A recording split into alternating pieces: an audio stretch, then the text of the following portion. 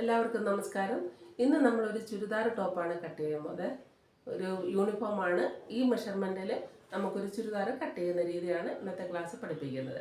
അപ്പോൾ നമുക്ക് ക്ലാസ്സിലോട്ട് പോകാം.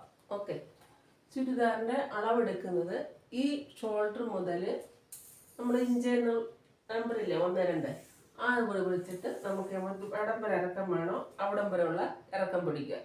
അപ്പോൾ 40 ആയിരിക്കും, 42 ആയിരിക്കും, 35 എത്ര വേണമെന്ന് വെച്ചാൽ എടുക്കുക. പിന്നെ ഷോൾഡറിൻ്റെ ലെന്ത് എടുക്കുന്നത് ഇവിടുന്ന് ഈ ബോൺ മുതൽ ഈ ബോൺ വരെ. അപ്പം ബാക്കിൽ നിന്ന് വേണം നമുക്ക് ഷോൾഡർ ആളിനെ തിരിച്ച് നിർത്തിയിട്ട് ബാക്കിൽ നിന്ന് വേണം ഷോൾഡർ നീളം എടുക്കാൻ. ഈ ബോൺ മുതൽ ഈ ബോൺ വരെ ഇവിടുന്ന് ടേപ്പ് ഇങ്ങനെ വെച്ച് ഇതേപോലെ ഇതിനിപ്പോൾ 14 ഇങ്ങനെ എടുക്കണം കേട്ടോ.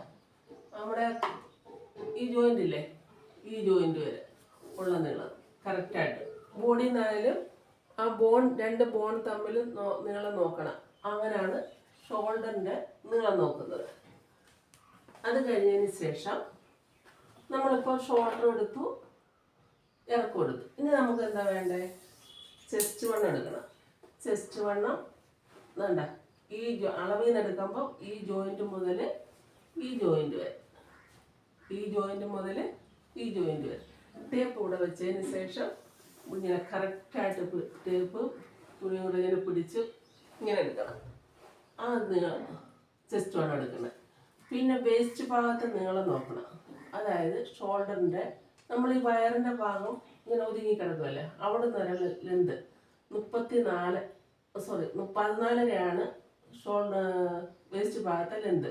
അവിടുത്തെ വണ്ണം ആ ലെന്ത് എടുത്തെടുത്ത് വേസ്റ്റ് ലെന്ത് എടുത്തെടുത്ത് വണ്ണം എടുക്കണം. അതും അതേപോലെ തന്നെ കേട്ടോ. 17.5 വരും, 18 വരും കേട്ടോ. വേസ്റ്റ് ഭാഗത്തെ വണ്ണം 18.